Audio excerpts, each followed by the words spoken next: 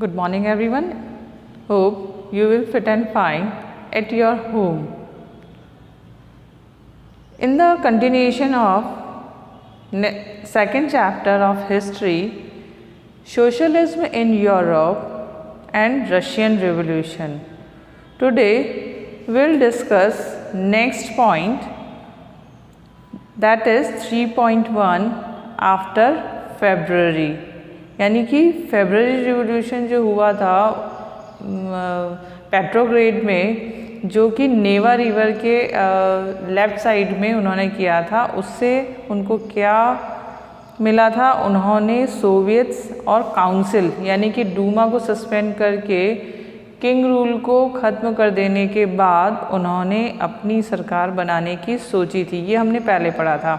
अब डिसीज़न तो उनके फेवर में हो गया था, लेकिन गवर्नमेंट अभी तक बनी नहीं थी, इलेक्ट नहीं हुई थी। अभी क्या हुआ था?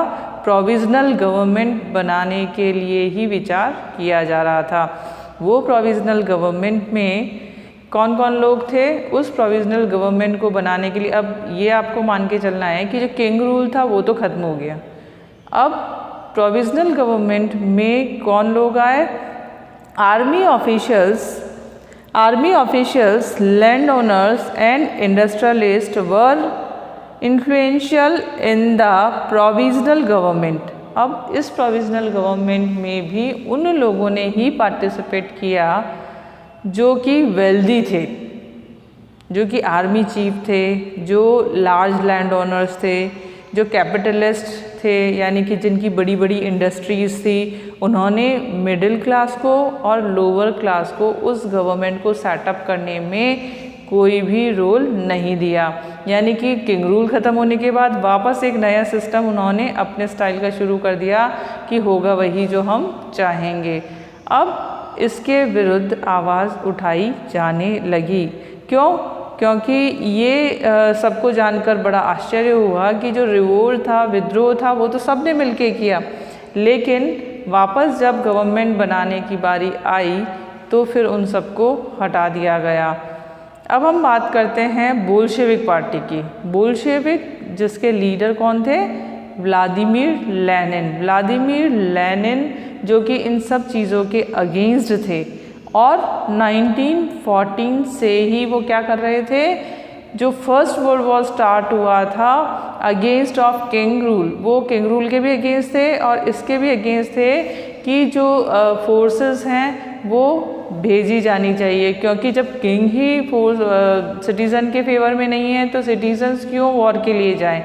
तो व्लादिमीर लेनिन इसके अगेंस्ट में थे और वो मना कर रहे थे कि जो लड़ाइयाँ लड़ी जाती हैं वो नहीं होनी चाहिए, वो वॉर क्लोज हो जाना चाहिए, war brought to be closed, ये उनकी डिमांड थी। तो अब उनकी इस डिमांड के चलते उन्हें क्या कर दिया गया था?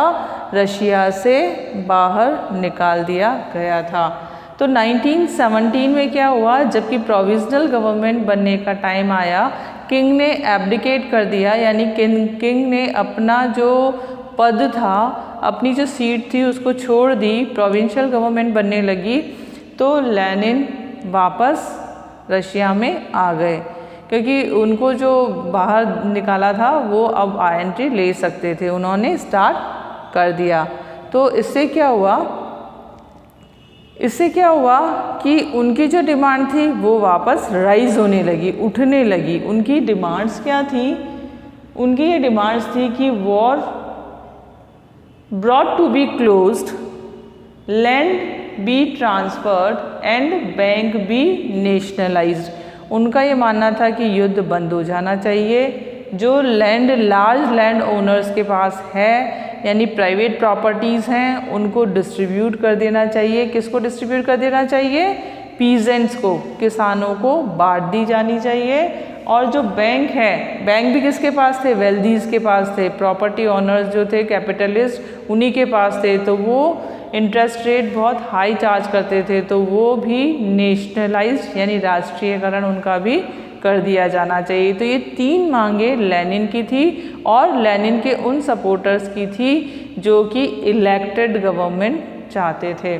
तो क्योंकि लेनिन रिटर्न कब हुए थे, अप्रैल में रिटर्न हुए थे 1917 में, तो इसी वजह से इन 3 डिमांड्स को क्या नाम दिया गया, April thesis, Lenin's April thesis. This is important question for you, so you just mark it in your book. Next, Bolsheviks party. अभी लेनिन डिमांड कर रहे थे कि जो पार्टी है वो उसी में से ही गवर्नमेंट बनाई जानी चाहिए, जबकि वास्तव में ऐसा हो नहीं रहा था। तो सारे जितने भी बैन थे वो सब खुल चुके थे, उनके ऊपर जितने भी कंट्रोल थे वो सब खत्म हो चुके थे। तो अब जबकि समर टाइम था, जितने भी वर्कर्स थे वो धीरे धीरे क्या कर रहे थे, अपनी अलग अलग पार्टीज बना रहे थे। जो पर्टिकुलर फोर्स थी, क्योंकि अब किंग रूल था ही नहीं, प्रोविंशियल गवर्नमेंट बनी नहीं थी, तो सब जैसे कहते हैं ना अपने अपने गुट बनाना, ग्रुप बनाने लगे थे। जैसे जो वर्कर्स थे उसमें भी लोअर क्लास का अपना अलग बन गया, अपर क्लास का अलग बन गया। उसके अलावा जो फोर्सेस थी उनका अलग ग्रुप बनने लगा, जो फॉलोवर्स ऑफ रेडिकल्स थे उनका अलग ग्रुप बनने लगा। यानी कि चारों तरफ अलग ग्रुप्स क्रिएट होने लगे, जनरेट होने लगे। तो अब इन इतने सारे जो ग्रुप्स थे वो क्या कर रहे थे, सब अपने अपने ओनर्स के खिलाफ आवाज़ उठा रहे थे, वो उनके अपोज में जा रहे थे, उनके ऊपर जैसे कहते हैं ना कि उनके ऊपर उंगली उठाना कि आप जो कर रहे हो वो गलत कर रहे हो। तो इस तरह से पूरे रशिया में इस तरह की आवाजाही होने लगी थी।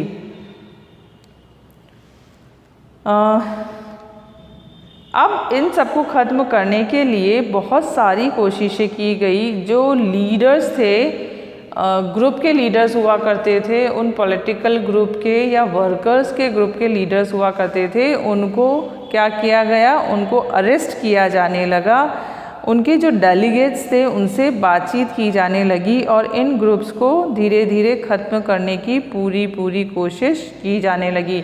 तो इसी में बोल्शेविक के जो लीडर थे लेनिन, उनमें से एक थे जिनको भी अरेस्ट की जाने की पूरी कोशिश की जा रही थी।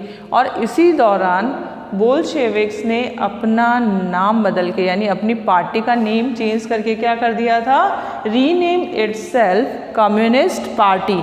बोल्शेविक्स से अब नाम क्या हो चुका था, कम्युनिस्ट पार्टी, अब उनका नाम कर दिया गया था। अब हम बात करते हैं रिवॉल्यूशन ऑफ अक्टूबर, यानी कि 1917 में जो रिवोल्ट हुआ था अक्टूबर में। पहले हमने पढ़ा था फेब्रुअरी रिवोल्ट के लिए। फेब्रुअरी रिवोल्ट में क्या रिज़ल्ट आया था कि जो किंग रूल था वो ख़त्म हो गया था, लेकिन अभी भी पूरी तरह से गवर्नमेंट इलेक्ट नहीं हुई थी। तो अभी ये रिवॉल्यूशन बाकी ही चल रहा था। Conflict between the provincial government and the Bolsheviks. Provincial government किसकी थी, जो वेल्दी थे, लैंड ओनर्स थे, उनकी थी। और डिमांड कौन कर रहे थे गवर्नमेंट बनाने की, बोल्शेविक्स डिमांड कर रहे थे इलेक्टेड गवर्नमेंट की। तो इन दोनों में क्या चल रहा था, कॉन्फ्लिक्ट चल रहा था। अब ये जो गवर्नमेंट थी आपस में एक दूसरे पर अटैक कर रही थी। अटैक करने का मतलब आरोप लगा रही थी कि गवर्नमेंट कौन और कैसे बनाएगा। In September he begin discuss for an uprising against the government. Bolshevik supporters in the army, Soviets and factories were brought together. जो बोल्शेविक को सपोर्ट करने वाले लोग थे वो सब एक साथ आ खड़े हुए, क्या करने के लिए, सरकार बनाने के लिए, पार्टी बनाने के लिए। On 16 October 1970 Lenin persuaded the Petrograd soviets. 1917 में 16 अक्टूबर को जो बोल्शेविक पार्टी थी उन्होंने क्या कर लिया, उस पर अपना कंट्रोल बना लिया। कंट्रोल क्यों बना लिया कि उनके जो मेंबर्स थे प्रोविंशियल गवर्नमेंट के वो कम थे इन कंपैरिजन ऑफ बोल्शेविक्स। तो उन्होंने कहते हैं ना जैसे सत्ता को हथिया लिया, उस पर अपना कंट्रोल ज़बरदस्ती बना लिया। तो उससे क्या हुआ कि revolutionary committee was appointed the soviet under Lenin Trotsky to organise their seizure.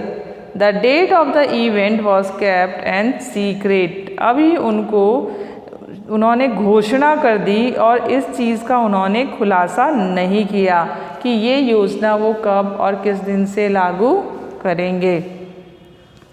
The uprising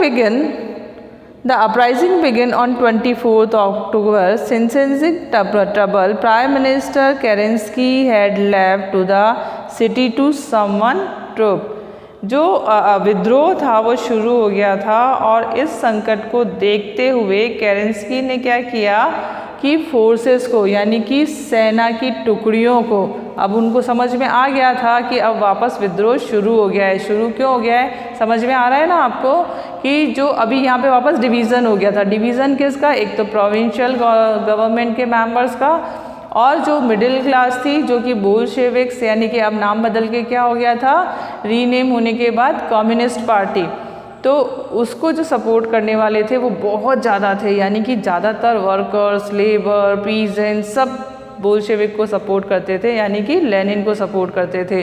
तो उनकी मेंबरशिप ज़्यादा थी और उन्होंने अब कंट्रोल अपने पास ले लिया था और घोषणा कर दी थी, लेकिन जो योजना थी उसको सीक्रेट रखा गया था।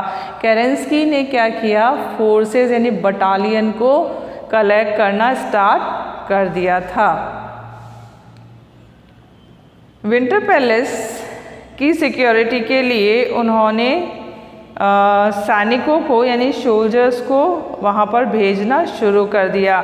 उन्होंने धीरे धीरे जितने भी गवर्नमेंट ऑफिसेस थे उनको कंट्रोल करना स्टार्ट कर दिया। अपने जितने भी मिनिस्टर्स थे उनको उन्होंने बुला लिया और उन पे अटैक करने की शुरुआत कर दी। जो जितने भी